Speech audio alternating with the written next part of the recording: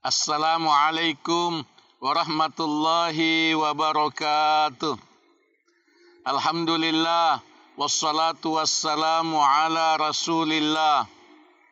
Saudara dan saudariku, pemirsa, sesama muslim, sesama mukmin, seperjuangan yang saya cintai karena Allah tabaraka wa taala.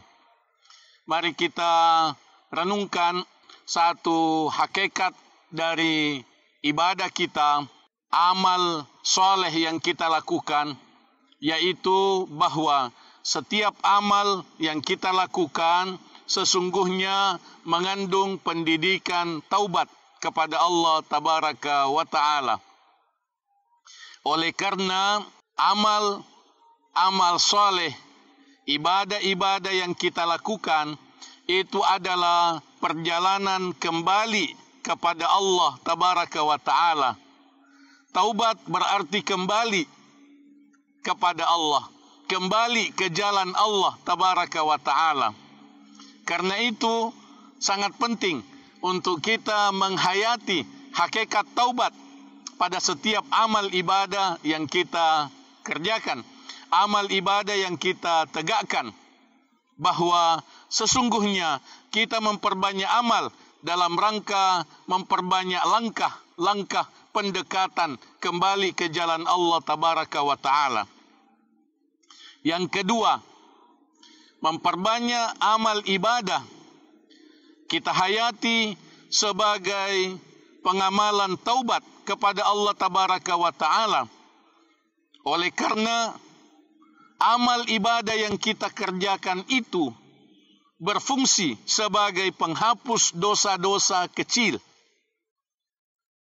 Penghapusan dosa-dosa kecil yang pernah kita lakukan penting dihayati sebagai pensucian jiwa.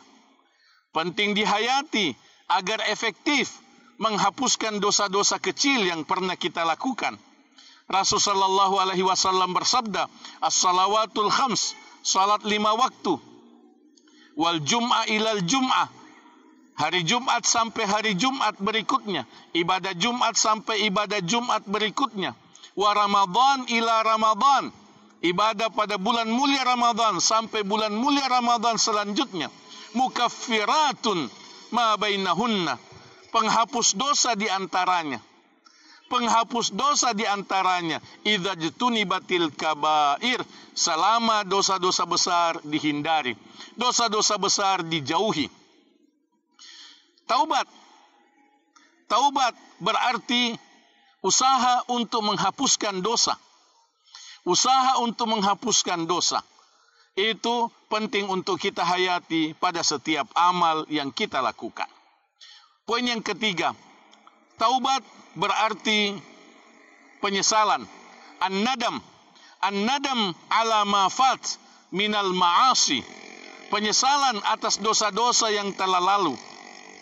Itu kita hadirkan dalam hati kita pada setiap amal yang kita lakukan, agar amal ibadah yang kita lakukan itu dinilai sebagai taubat, dinilai sebagai taubat, bahwa kita menyesali dosa-dosa yang telah lalu. Kita berusaha untuk memperbanyak amal karena ingin menebus kesalahan-kesalahan masa lalu. Wa atbi'is sayyi'atal hasanata tamhuha, sabda Nabi yang sahih, iringilah dosa dengan kebaikan, iringilah kesalahan dengan amal soleh, agar amal soleh itu dapat menghapuskan dosa dan kesalahan yang telah lalu. Inilah paling tidak 3 dari hakikat taubat yang kita berusaha untuk kita hayati, kita berusaha untuk kita hadirkan dalam hati kita pada setiap amal ibadah yang kita lakukan. Semoga Allah Subhanahu wa taala menerima amal ibadah kita menjadi amal ibadah yang efektif, sebagai amal ibadah taubat kepada Allah tabaraka wa taala yang mendapatkan ampunan dosa dan penghapusan kesalahan-kesalahan kita pada masa-masa yang telah lalu. Aqulu qouli hadza wa astaghfirullah li wa lakum. Wassalamu alaikum warahmatullahi wabarakatuh.